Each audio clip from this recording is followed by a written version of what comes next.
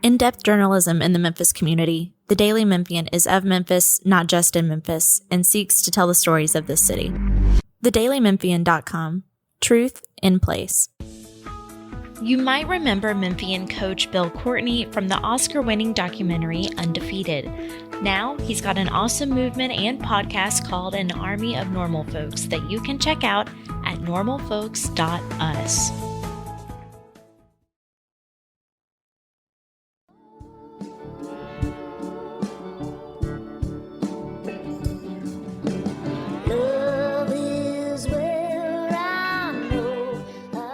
I'm Eric Barnes with the Daily Memphian, and welcome to The Sidebar, a weekly show on the community, arts, culture, and more.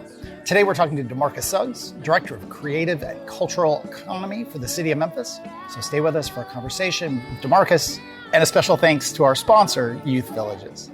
Demarcus, thanks for being here. Thank you Appreciate for having me, Eric. We're up here on the 10th floor of the Crosstown Central Atrium, just with lots of real live ambient sound all around us. Beautiful light, too. Yeah, beautiful natural light. Yeah, it's always worth it to be up here, except when there's a lighted Christmas tree that was 7 stories tall being taken down next to it. So. But thanks for being here. We met really briefly some weeks ago at a Hyde Foundation thing, which we'll talk about that. And but for people who don't know, haven't heard about this role, it's an interesting title, but it maybe doesn't capture everything.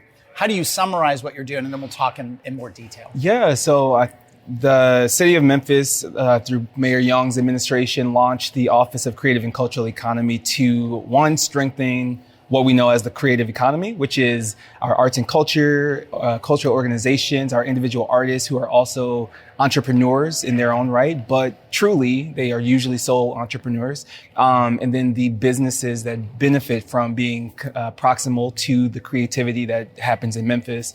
And so we're doing that. We're also charged with, retaining and attracting new talent. And last but not least, applying the arts ability to apply creative solutions to some of the challenges that we experience in Memphis. And so all of that to say that we're using creativity as a viable opportunity to invest and strengthen our economy. That was great. It's like you know what you're doing. Kind of, sort of. Have you answered that question a lot since you've been here? Like, what are you doing? Times, we're excited, but what are you doing? Yeah. Is it, I imagine lots of questions people have, and some of these things I know, but I'll pretend to know. Is it a funding organization? Is the whole idea that you'll be funding individual artists or arts organizations? Absolutely. So there's a funding or a grant making component to the work. But I think what is really cool about this office versus our colleagues at Arts Memphis or any of the other intermediaries is that we get to really think about what does a catalytic investment look like and partnerships across sector, so bringing in public, for-profit, and the third sector nonprofit entities to really create something that's not in existence, or to leverage existing partnerships that might be happening on small scale, and really be using our platform and our positionality as government to ensure the success of those things. And one thing you talk about the partnerships, which we'll get into more of that, but part of it is you are actually funded by Hyde Foundation, right. AutoZone, the McInerney Foundation, Family Foundation. Are those the main entities? Yeah. So it's not city taxpayer dollars at this point. There's a 2-year grant, I guess, to fund you and maybe a couple other positions. Do I have that correct? Yep. So it's not just me, thankfully. It's me and 2 other positions that we're going to be hiring for in the next couple months here. But we are completely supported by private philanthropy for the first 2 years. That was with the intention of being able to take some risk and to establish an office. And so we're really thankful that our friends at Hyde Family Foundation, namely Rachel Knox, is really spearheading this work. But she and the entire organization are helping to coordinate, and fundraise for with us, so that we can, see what sticks, for the first year. And this is where I should disclose, Hyde Family Foundation has been a supporter of Daily Memphian, really, I think, since the beginning. As the McInerney Foundation has funded us as well. Kevin McInerney is on our board at the Daily Memphian. And I believe both entities, in some form or fashion, have probably funded WYXR as well. So those are my disclosures there. So, if a year from now, we're sitting here, as I hope we are, and talking about your first year plus, you started in October. late October, you will feel like you've been successful if what sorts of things have happened? Yeah, we will feel successful if we really created a blueprint for what this work is. I think because it's such a new endeavor for us, as you know, the city really taking on its part in what I call a cultural ecosystem. And so for me, that's the individual artists, that's the cultural organizations, that's the community at large. So it's residents, but also the businesses and arts and entertainment activity that exists. But cultural policy is like that last, piece of the puzzle, if you will, that really is the government's validation of the arts as a viable entity within the city. Not only just economically, but like we value the humans that create and make our city a place worth living. And so in this first year, we're kind of framing it as the blueprint year. And that would be really, on the other side, I'm going to be smiling and dancing circles maybe around crosstown. If we launch a real viable resource hub for creative entrepreneurs through the city. So not just duplicating, the services like of Memphis Tourism or Arts Memphis, but creating a system of information and network building for entities to be able to sustain their careers here as individual artists and cultural entrepreneurs. That, amongst other things, we're looking at a Memphis Poet Laureate program to, really lift up the literary community here that has been active for years, but just not seeing as much support, and a number of other entities, or initiatives. But yeah, I think those two things I think will be really nice to see. Those two things, but then one more thing would be some small scale investments, some micro grants for-profit businesses, music venues, so that we have a really nice, the venues have nice spaces for artists and musicians to perform. And so that's a big agenda. That's a wide from, institutions to other entities to individuals. Mm-hmm. What do you have a sense at this point, the budget you'll have for the funding of these kinds of endeavors? Yeah. So not fully. So we're looking at the micro grants probably have 25,000 just as a pilot program for that. My office is the budget is about $500K for this first year. That includes 2 other positions in mine. But it also gives us about $125K runway to experiment a little bit for this first year. To what, again, remind everyone here with Demarcus Suggs. He's the Director of Creative and Cultural Economy for the City of Memphis, funded by outside philanthropy. And to what extent is your job, and it might be not at all, sort of facilitating, and you've got lots of different organizations, lots of different venues, lots of different music entities, for-profit and non-profit, that come together to support.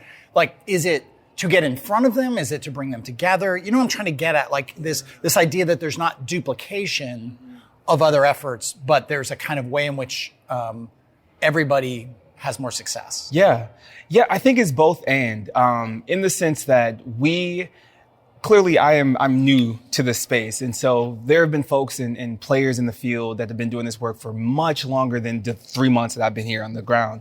And so respecting that labor that already exists, learning from that, but also, inviting folks, what I call, to play with me in contact improv. And so I was a dance artist that transitioned into arts administration.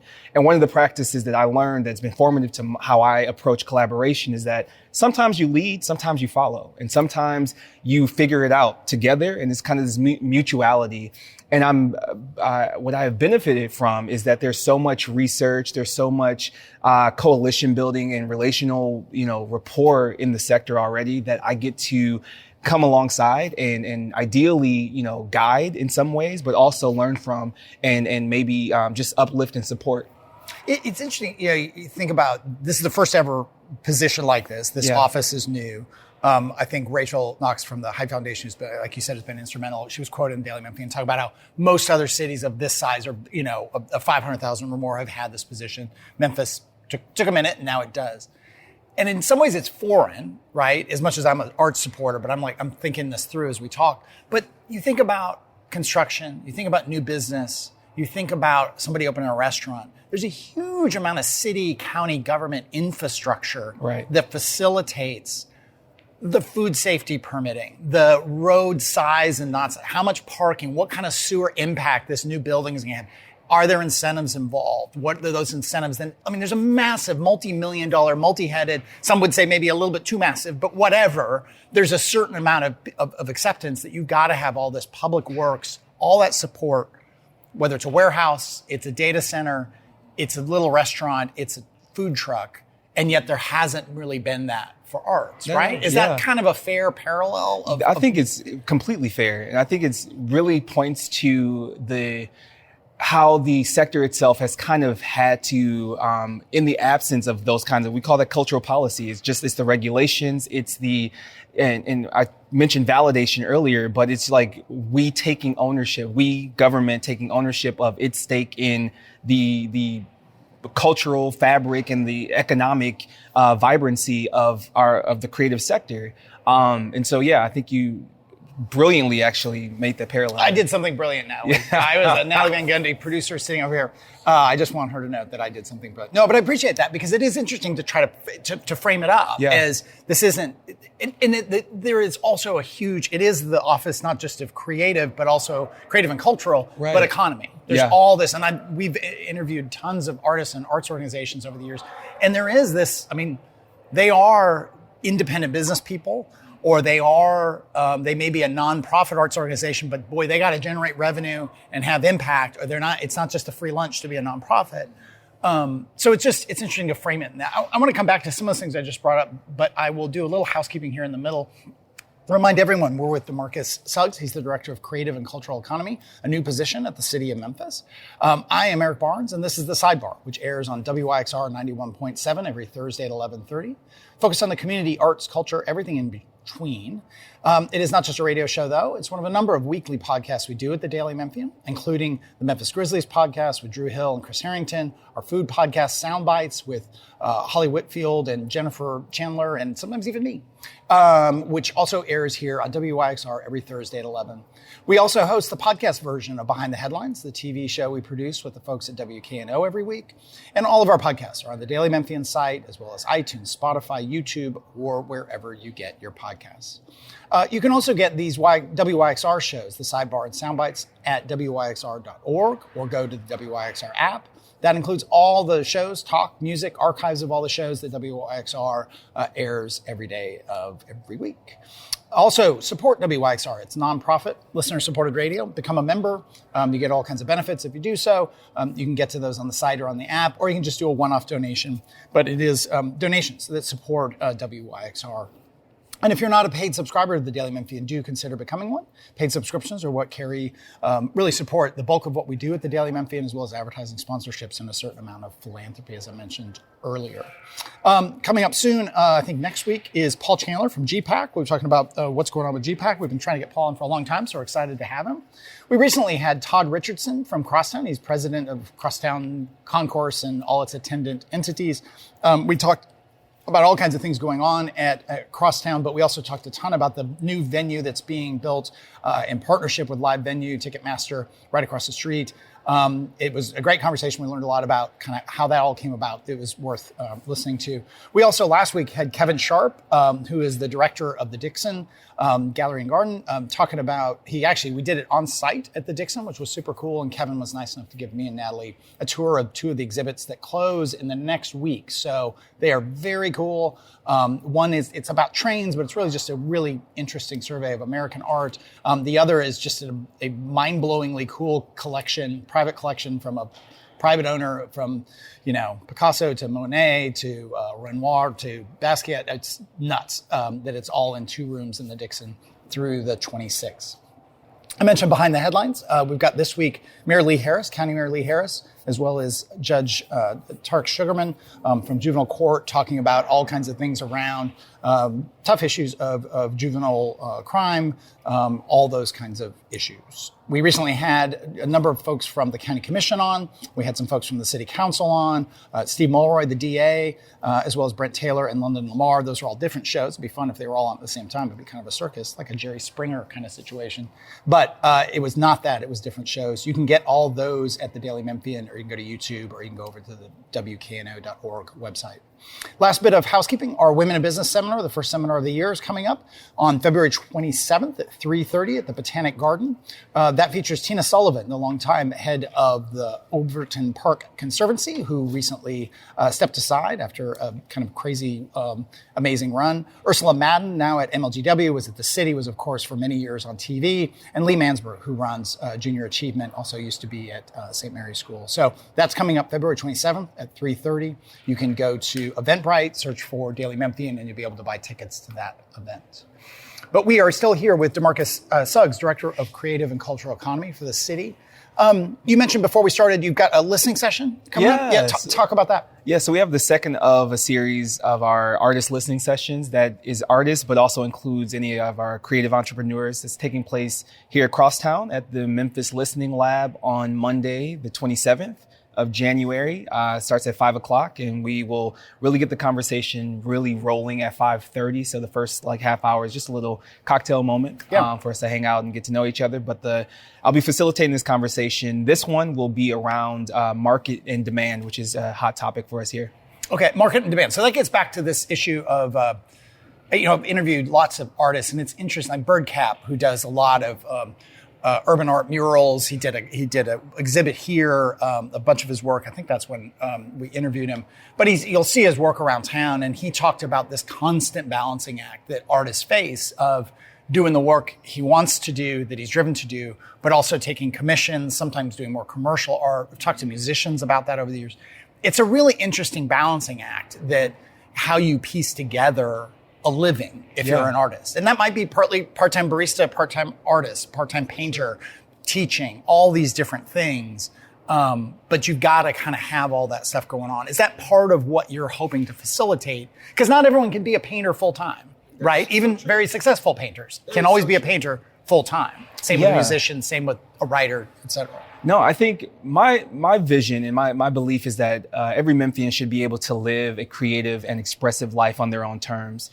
And so with that, if one wants to pursue, creating at a full scale, full time, then I think it should be available. Of course, you have to have the talent, you have to have the training and the work ethic and the ability to make it, because just like any competitive market, you have to have something worth buying, and so that's where the economic aspect of our work comes in.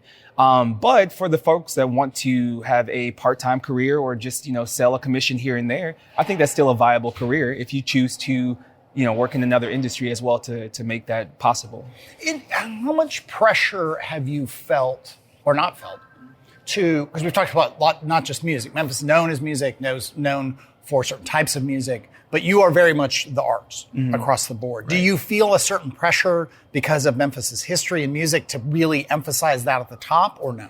Yeah, I don't feel a pressure. I feel an honor, and like a respect. I think it's culture. I just think it is worth respecting the creative legacy that is Memphis.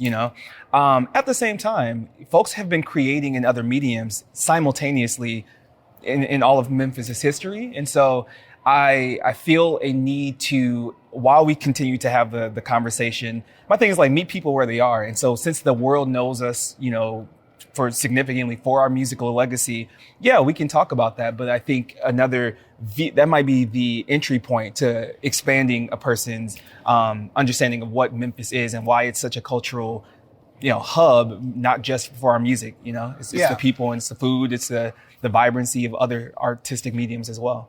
The food, that's interesting, because it is adjacent to art, oh my right? God, yeah. Food and drink and the way you experience, all kinds of art, we went to the Dixon. I went back to the Dixon actually with some family that was in town this weekend after I mentioned Kevin Sharp touring around, and we ended in the coffee shop. Because then you want to unwind and go, wow, that was amazing. Those kind of, so it's interesting you brought up food and drink as part of it. Oh, yeah.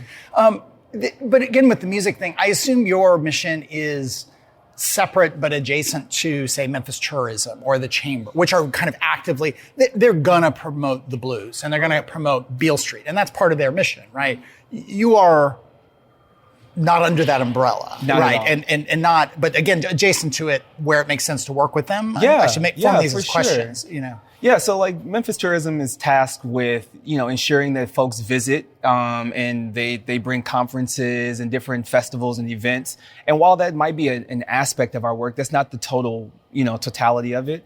I think that we will have done really good work if we build out an infrastructure for someone to sustain a viable creative career here. From, as some of my colleagues like to say, cradle to retirement, to be able to have access to arts in the classroom, but also after school programs, and yes, so that and it's and. Yeah.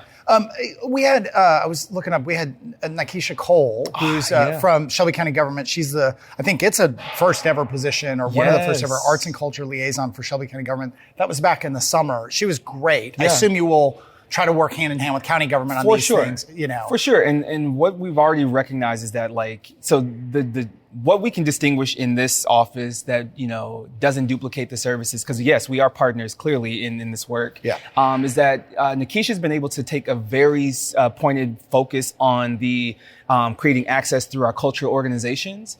And I think that to build on that work, we get the opportunity to look at what is entrepreneurship and individual artists' work. How does that fit into it?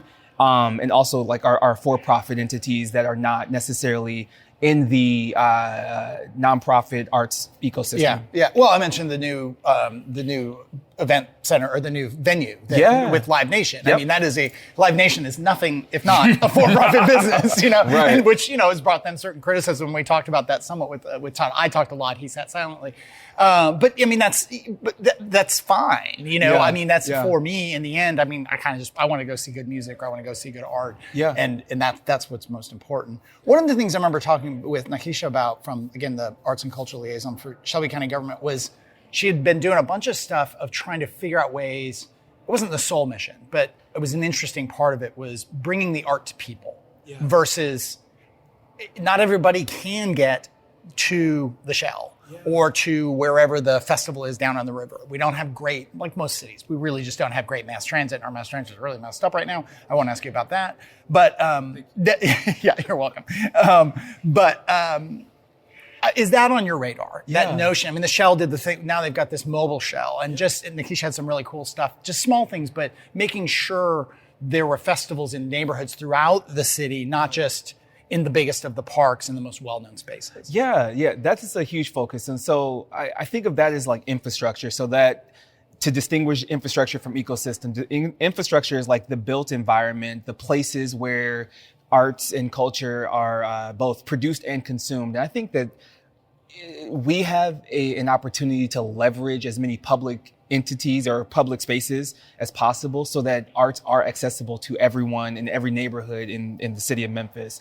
On the other side of that, I think that there are some ways that we have not been able to, or just not yet imagined what are vehicles or ways to engage folks. And I think that is where entrepreneurship and entrepreneurial vision casting can come in. And so we get to facilitate that kind of conversation. With some 5 minutes left here, are you from Memphis? No, I'm from Minneapolis. From Minneapolis? Yeah, but grandma's from here. And I lived here for a year during the pandemic. Okay. What was that? Well, I won't ask you that.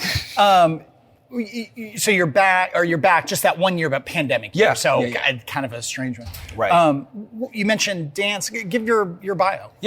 So started as a elementary education major. Went to undergrad thinking I was going to save lives through teaching. And that was a viable opportunity. However, I realized I sucked at curriculum. And I was like, that is not my wheelhouse. Wait, what does that mean? I was just like the planning, the lesson planning, keeping like the scope, it was just terrible. The structure. Right. That's weird though. Like an artist who didn't like the structure, that's really hard to put that together. Imagine that. But the only thing that made sense for me was dance. And so I got a BFA in dance from Belhaven University. Had a career as a dance artist with Dayton Contemporary Dance Company, where I got my start. Moved into project work with Dayton Ballet and a number of other ballet organizations throughout Ohio. And so recognize I loved it, but I also loved this administrative strategy kind of thinking around the arts. And so worked on a number of projects and with a number of organizations on all sides of like the arts and culture ecosystem, whether it was presenting the performing arts or, reinforcing support for individual artists. Worked on that at the regional and the national scale. And kind of found my footing in development and strategic planning within arts organizations. Yeah. Oh, so that's like curriculum. Yeah. It's curriculum by a different name, right? Like all that structure and all that stuff. So I made fun of you, but I shouldn't have, because obviously, oh my God, because that stuff. I mean, you're on cycles and you're planning, and last week we had Kevin Sharp on from the Dixon, and just talking about the planning around these two traveling exhibits and the years it takes. I mean, and we've had Ned Canty from Opera Memphis, and we've had folks from all kinds of arts organizations. It sort of pops up on your radar like the fall season, but that fall season was potentially years in the making, right? And the funding that goes with it and the lining up of people. Ekandayo from Hadaloo, who's been on and talked about, roaming or visiting directors, and he does some of that. So when you translate that experience to this job, there's going to be a certain amount of, hey, what'd you do last quarter? And I asked you, what'd you do last year, a year forward? But some of this stuff is, I assume, also like planning for the long term, and in terms of arts and so on. That goes on for sure. Yeah. How have you liked Memphis so far? Because again, you didn't really get a taste of it. Yeah, I mean, I fell in love really quickly though. You did? Okay. Yeah, like the artists, I got to meet Tanya Dyson, who at the time she was at the Memphis Slim House in my organization. So I was working remotely for an organization that was regionally based in the South, and we had supported Memphis Slim House in their capital campaign. Okay. I had no awareness. I was just looking for a space to like co-work for a day. Ended up meeting her. She showed me around the city. I was like, oh my God, this is like really cool. Yeah. Like it reminded me of St. Paul, Minnesota, where I'm from in a way, just a river town. Had this nice own vibe, not too hectic. And so, I took a chance. I was like, I'm going to try living there. And I lived here. I loved it. I lived downtown in the South Arts main district for a little bit. Ate really well, and so. But when you say well, you didn't say healthily. No, not at all. No. I was a staple at Gus's for that year. It was kind of ridiculous. Yes. I always love having family and friends in town, because I will eat. And I'm like, last time I had my high school buddies in town, and we ate ribs and chicken and more ribs. And I'm like, why don't I eat like this? Oh, no, that's right, because I'll die. Exactly. But for like a blowout weekend or a pandemic year, go for it. You got to enjoy that stuff sometimes. With just a minute left, I always try to ask people on the show what their first concert was, their first music concert that they attended. So I grew up as a churchy kid. And so my first concert was Kirk Franklin which I thought was like the most revolutionary thing in my little church. And how old I were was you? like 12. I think I was like 12. Okay. Yeah. First concert you went to where you use your own money? Oh my gosh, what's her name?